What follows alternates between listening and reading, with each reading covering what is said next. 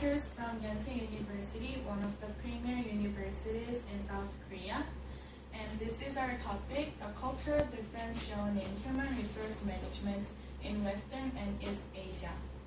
Next. This is our contents. Next. So our paper will be focused on analyzing the human resource management, narrowing down to two things. First of all, we will research on how the cultural differences affect its HRM strategy by comparing United States and South Korea. Also, we will continue the research further on gender issues and welfare system.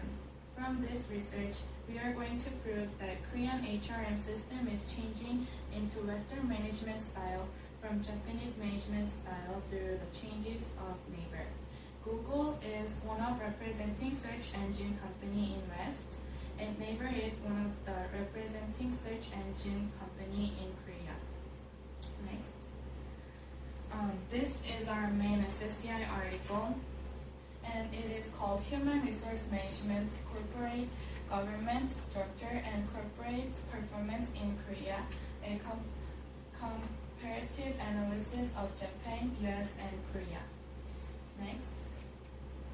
So Hyun Kim and I are going to show the relations between culture and human resource management style using Hofstede's cultural dimensions theory between Korea and US. Changes of HRM in South Korea to explain our theory and gender discrimination. Next. First, PDI stands for power dimension, which is defined as the extent to which the less powerful members of institutions and organizations within a country expect and accept that power is distributed unequally. Next. Second, IDB stands for individualism, which is defined as the degree of interdependence a society maintains among its members. Next.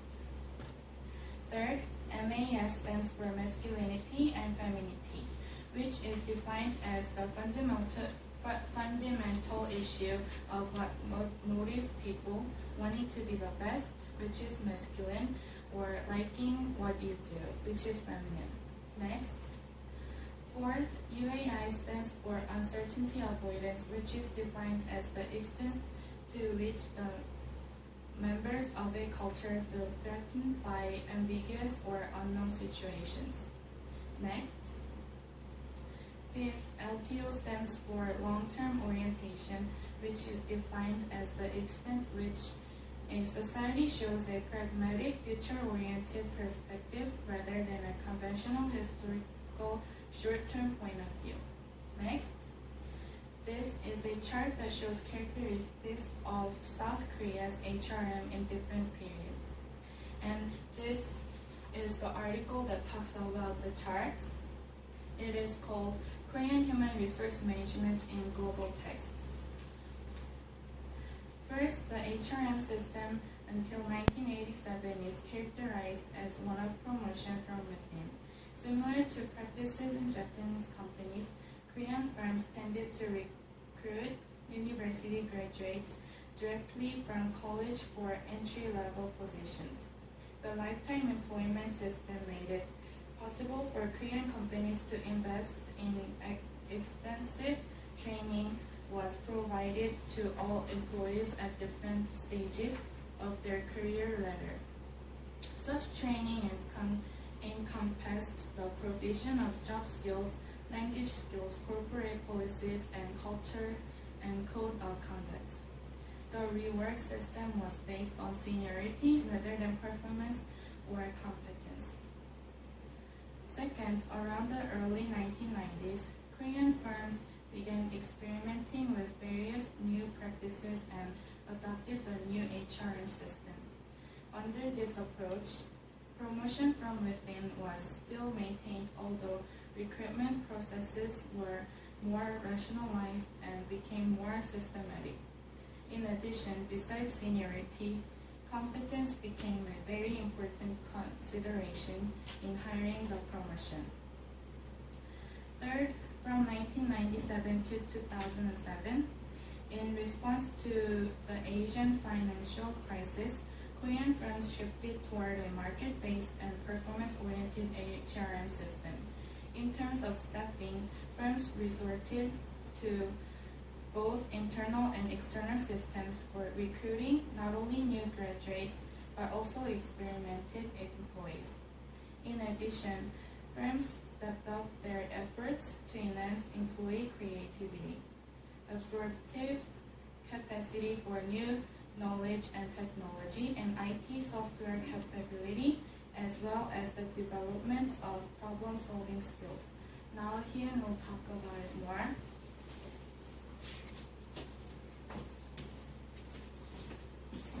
Hi, my name is Hyun Kim. I further analyze how the culture difference affected to HR management.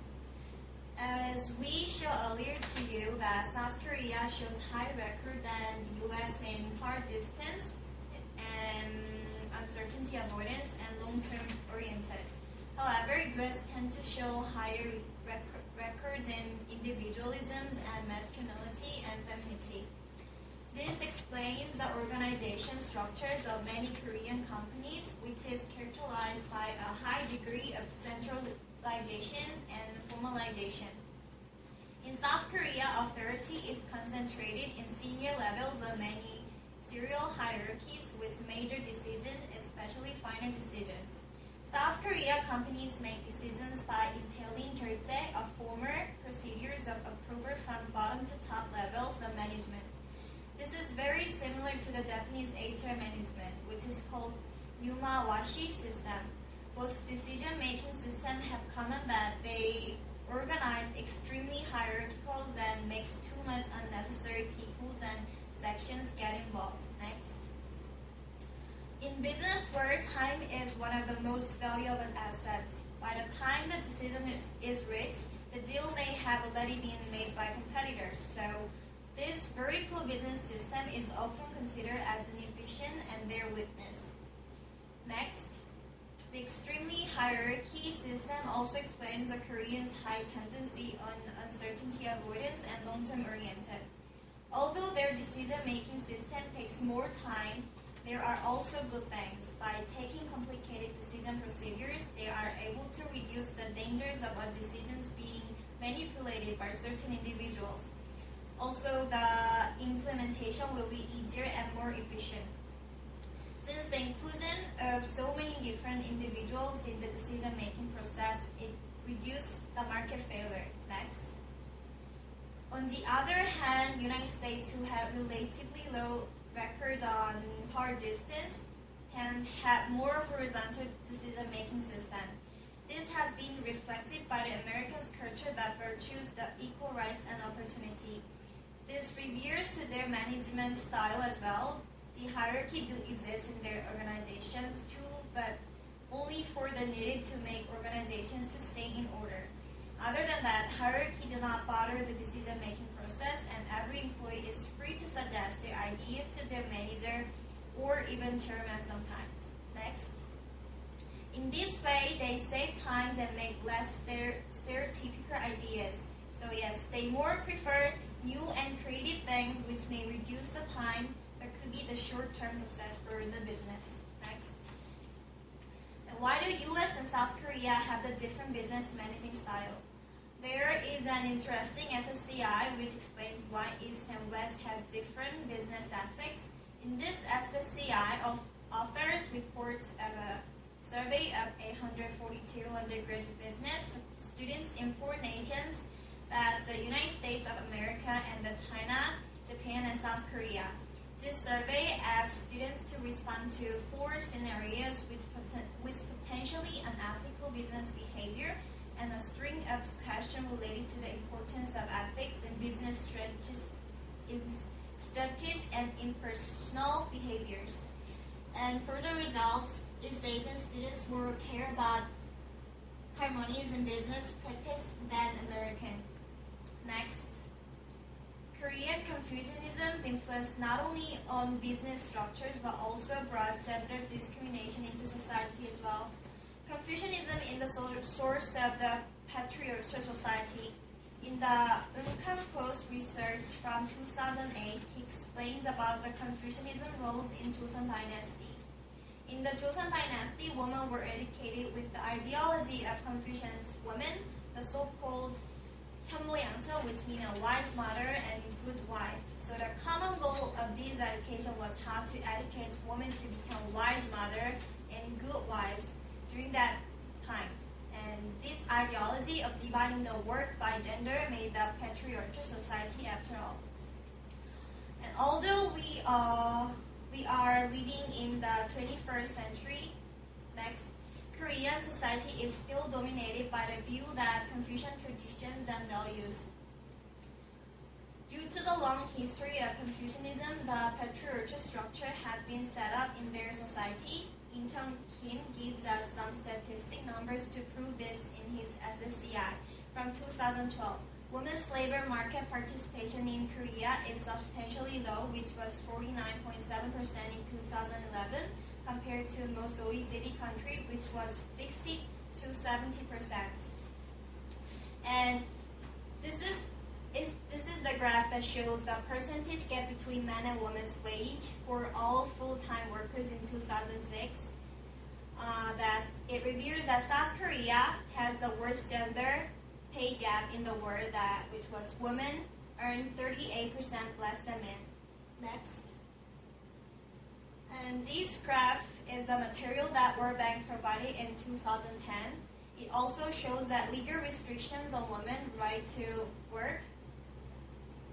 And that shows that East Asian countries have more restrictions than Western countries. Next.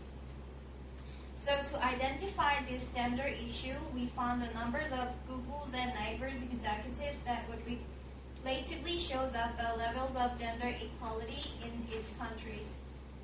It shows Naver, they both companies had 8 executive numbers.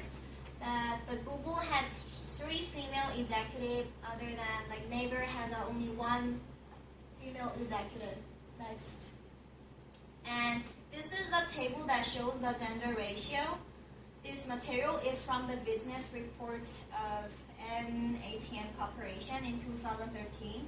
From this material, we were able to identify our arguments on gender discrimination still exists in South Korea by seeing the women's lower wage, average rate, and lower numbers of full-time workers. And Sumin An will be presented further.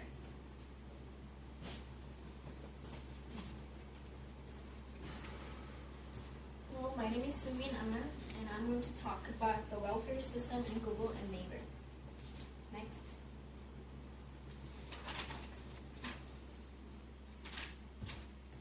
So I'm going to talk about the role of welfare. Welfare of employee is very much related to the quality of work life, which have eight different terms that I'm going to talk about in the later slides. And it is so apparent that the welfare is highly related to the satisfaction of workers and also enhance the quality of the results. Next. And I'm going to talk about the Google incorporation, starting with this chart. Everyone knows about Google and it's so popular. And Google have taken the first place in 100 best companies to work for by magazine Fortune. Next. And what made people to long for Google? It's so hard to deny that Google's welfare system led people to long for and desire for Google company. And to talk about the Google welfare system, Google companies spend a huge amount of money in creating welfare programs and let the employees have the best results out of it. So Google believes that the good welfare system increases the working condition and also improves the employees' motivation, employees' loyalty to company, and consequently, company can get the best results out of this. Next. And this is the information about the Naver. And since Naver belongs to NHN Entertainment, I'm going to talk about the systems in that company. So the welfare system in NHN Entertainment composes of 3 different parts: the result-based system, upbringing system, and compensation system. And just like I talked about the quality of work life in the earlier slides, They show the features of quality of work-life approach, which is avoiding obsolescence and growth, safety, adequate compensation. Next. And he is one of the well-known professor in Harvard. His name is Richard Walton, and he have talked about the quality of work-life activities, a research agenda, which is page 36. And he's a founder of quality of work-life approach. And this quality of work-life has 8 different factors which improve the working life of employees. Next. And I'm going to develop my paper by analyzing noteworthy welfare system, noteworthy points of quality of work life based on their 8 different parts. So to talk about the quality of work life, I'm going to quickly go through with what this quality of work life are composed of. First of all, the fair compensation. Workers should receive adequate amount of payment and benefits to reach an acceptable standard of living. And second, safety and health. The working circumstance should not pose any physical environment problem. Next.